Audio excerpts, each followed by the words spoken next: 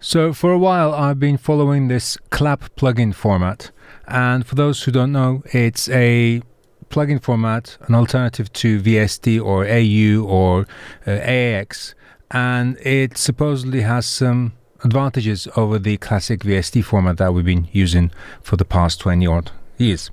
So with Black Friday, I was testing out Presonus Studio 7. I'm still on 6.5, and I was hoping to see if clap really did make a difference. So to test this, what I did was I created a project, and I have a bunch of audio files. So I tested this two ways. Right. So basically it's the same identical audio file, and I added the clap version and the VST version of the same plugin, same settings, right?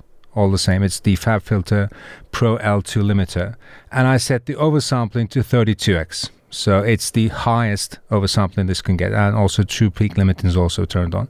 And I'm doing a bit of a gain reduction, bit of limiting. So I did some tests, and I came up with these. So for FabFilter Pro L2, oversampling turned on. If I use one insert, I'll show you the mixer page.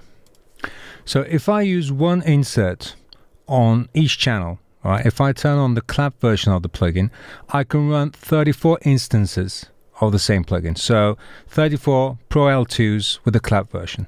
And with the VST3 version, it's also 34. So what happens is when I'm at track 35, it starts sputtering, and dropouts etc. start happening. So I have the dropout protection set to off. So all the tests were done with no dropout protection, and basically the clap version and the VST3 version of the plugin are identical, almost identical. I can't see any differences at all. So if I use one track and I add a bunch of L2s like this, the most I can get with the VST or the clap version is 8 simultaneous instances. So you can see that here, both are 8, right? So what that means is, for FabFilter plugins at least, for mixing scenarios, mixing audio scenarios, it really doesn't matter if I use the clap version or the VST3 version of this plugin. I did try it with FabFilter R2. It's almost identical. I can't see any differences. Now with UHI Diva, it's the synthesizer plugin for those who are not familiar. So this is Diva.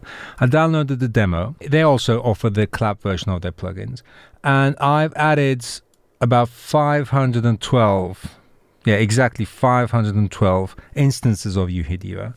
And what happened is, with the clap version, 512 instances, it gets about 75% or so. With the VST3 version, I get about 77 to 80%.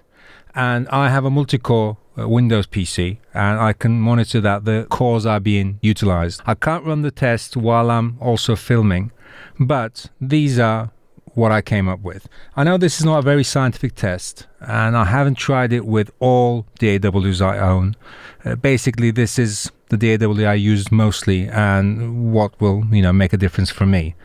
And basically, I see no reason, at least for now, to switch my VST versions for the clap versions, or replace any plugins that I have with other plugins that offer clap versions. I mean, I don't know, it doesn't tell us much apart from that clap is almost identical to VST3 in terms of performance. So I was looking for this information and I couldn't find it elsewhere, so I did the test myself, and basically I concluded that it's not worth worrying about.